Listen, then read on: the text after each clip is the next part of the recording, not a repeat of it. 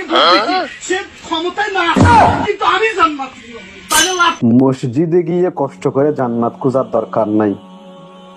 জামাত ইসলামকে ভোট দিলে জান্নাত মিলবে। আমি বলি না ভাই, জামাতের নেতা বলছে। ধরেন আওয়ামী লীগ ক্ষমতা আসলো, বিএনপির ক্ষমতা আসলো, আমি ব্যক্তি জাহান্নামী হয়ে গেলাম, আমার কোনো লাভ আছে?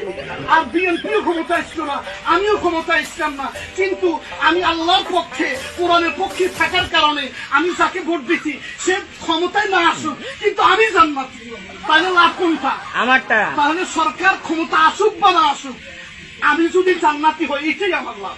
অতএব আপনারা আমাদেরকে সমর্থন দিয়ে আগামী দিনে আমরা যেন সুন্দর একটি কল্যাণকর রাষ্ট্র নির্মাণ করতে পারি, আপনারা আমাদেরকে সহযোগিতা করবেন, এটা আপনাদের কাছে প্রত্যাশা করি। আপনারা আমাদেরকে সহযোগিতা করতে রাজি আছেন? ইনশাআল্লাহ। যারা রাজি আছেন আমাদের সহযোগী ফরম আমরা পূরণ করতেছি, একটু পূরণ করেন।